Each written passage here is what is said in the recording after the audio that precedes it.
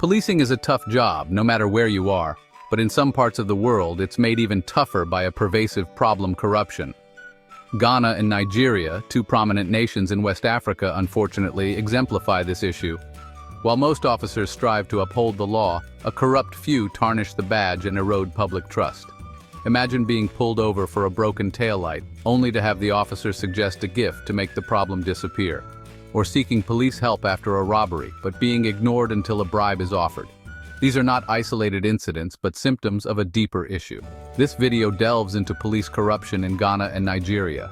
We'll examine its forms, contributing factors, and societal impact. More importantly, we'll explore potential solutions to this critical issue.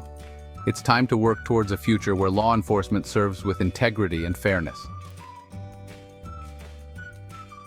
Police corruption wears many masks. It's not just about accepting bribes. It encompasses a range of abuses of power. Extortion is rampant, with officers soliciting money or favors. This might involve overlooking traffic violations or releasing suspects from custody for a payoff. Then there's brutality, a more sinister face of corruption. This can manifest as excessive force, torture, or extrajudicial killings.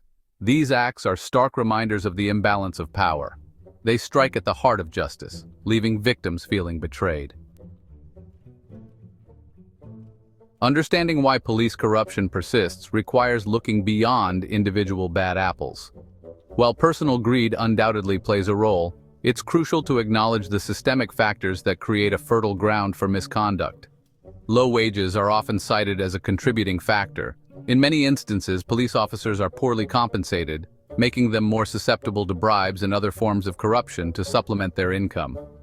This is not to excuse their actions, but to highlight how economic realities can influence behavior. Lack of accountability further exacerbates the problem.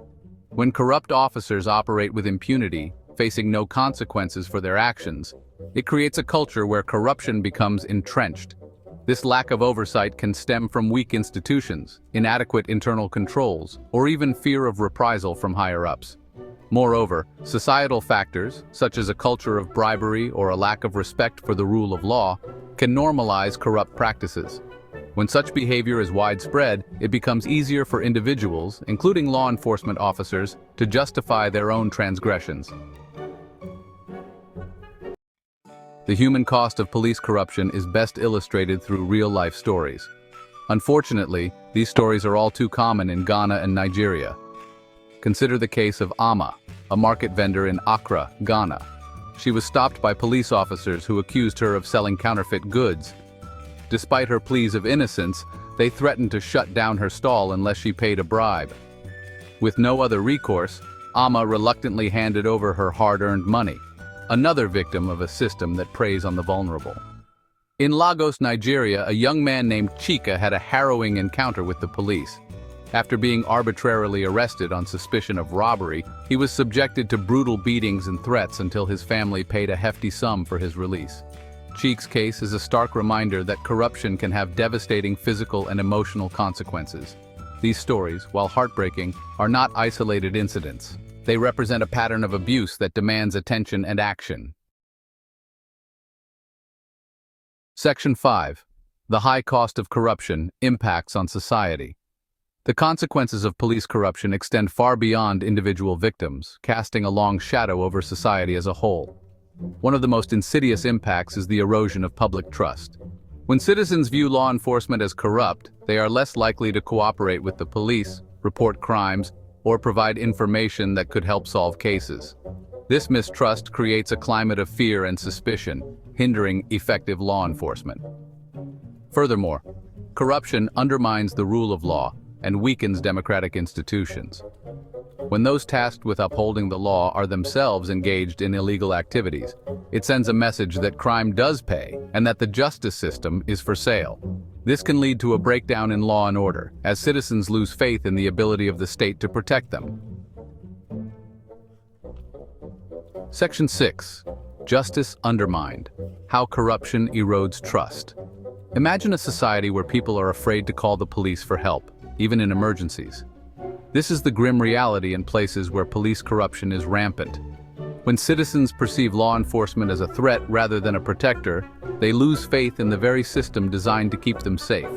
This lack of trust has a ripple effect. Witnesses are less likely to come forward, fearing retaliation or doubting that justice will be served. Victims may choose to suffer in silence rather than subject themselves to a corrupt system. The result is a climate of impunity where criminals operate freely and communities live in fear. This erosion of trust is not easily repaired. It requires a fundamental shift in the relationship between law enforcement and the communities they serve, one built on transparency, accountability, and a genuine commitment to justice for all. Section 7. The cycle of corruption, poverty, impunity, and more. Police corruption doesn't exist in a vacuum.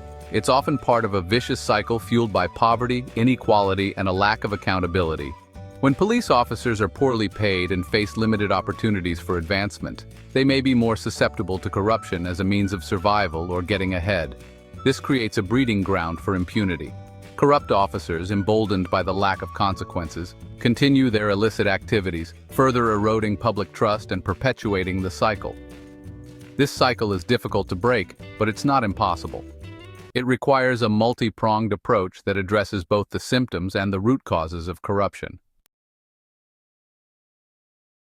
Section 8. Fighting Back: Strategies for Reform and Accountability. Combating police corruption is not a quick fix. It demands a sustained, multifaceted approach that addresses the issue from various angles. One crucial step is to improve police salaries and working conditions. By ensuring that officers are adequately compensated and equipped to perform their duties, we can reduce the economic incentive for corruption. Strengthening internal control mechanisms within police forces is equally vital. This includes establishing independent oversight bodies to investigate allegations of misconduct and hold corrupt officers accountable. Transparency is key, and the outcomes of investigations should be made public to build trust and deter future abuses. Addressing the demand side of corruption is also crucial. This involves raising public awareness about the detrimental effects of bribery and encouraging citizens to report instances of extortion or misconduct.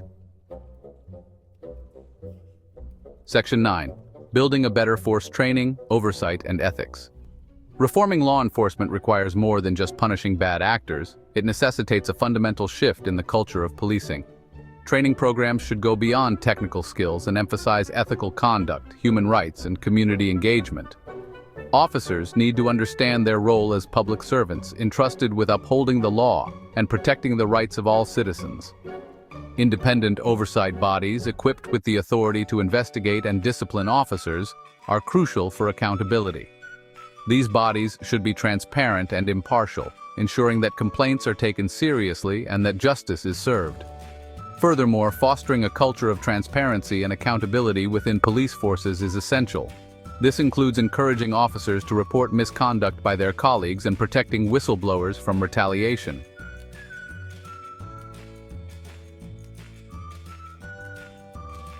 Section 10.